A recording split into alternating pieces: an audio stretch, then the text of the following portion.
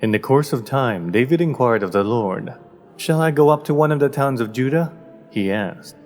The Lord said, "Go up." David asked, "Where shall I go?" "To Hebron," the Lord answered. So David went up there with his 2 wives, Ahinoam of Jezreel and Abigail the widow of Nabal of Carmel. David also took the men who were with him, each with his family, and they settled in Hebron and its towns. Then the men of Judah came to Hebron, and there they anointed David king over the tribe of Judah.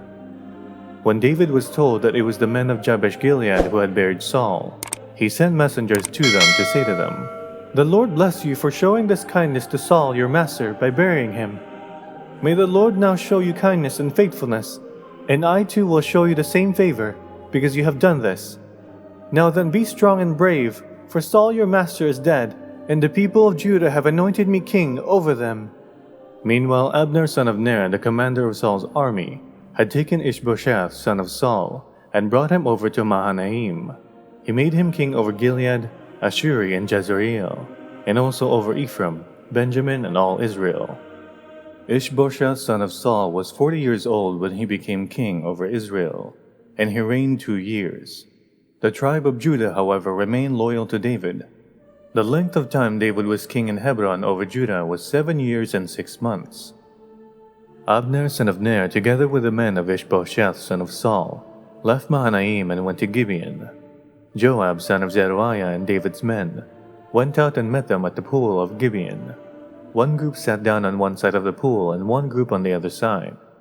Then Abner said to Joab, "Let's have some of the young men get up and fight hand to hand in front of us." "All right, let them do it," Joab said.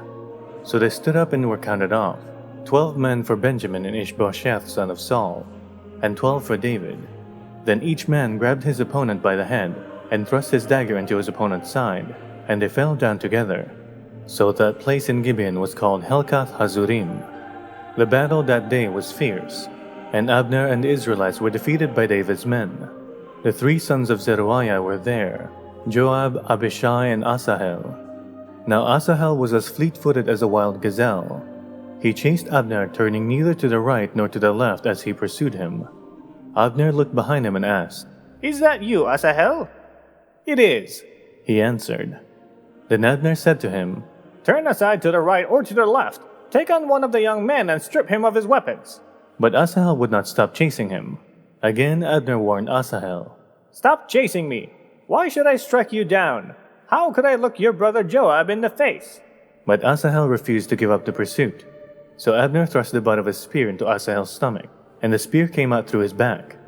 He fell there and died on the spot, and every man stopped when he came to the place where Asahel had fallen and died. But Joab and Abishai pursued Abner, and as the sun was setting, they came to the hill of Ammah near Giah, on the way to the wasteland of Gibeon. Then the men of Benjamin rallied behind Abner. They formed themselves into a group and took their stand on top of a hill. Abner called to Joab, "Must the sword devour forever? Don't you realize that this will end in bitterness?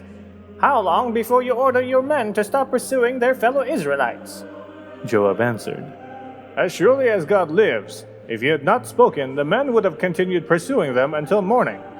So Joab blew the trumpet, and all the troops came to a halt. They no longer pursued Israel, nor did they fight any more. All that night, Abner and his men marched through the Arabah. They crossed the Jordan, continued through the morning hours, and came to Mahanaim. Then Joab stopped pursuing Abner and assembled the whole army. Besides Asahel, 19 of David's men were found missing. But David's men had killed 360 Benjamites who were with Abner. They took Asahel and buried him in his father's tomb at Bethlehem. Then Joab and his men marched all night and arrived at Hebron by daybreak. The war between the house of Saul and the house of David lasted a long time. David grew stronger and stronger, while the house of Saul grew weaker and weaker. Sons were born to David in Hebron. His firstborn was Amnon the son of Ahinoam of Jezreel. His second, Chileab the son of Abigail the widow of Nabal of Carmel. The third, Absalom the son of Maacah, daughter of Talmai king of Geshur.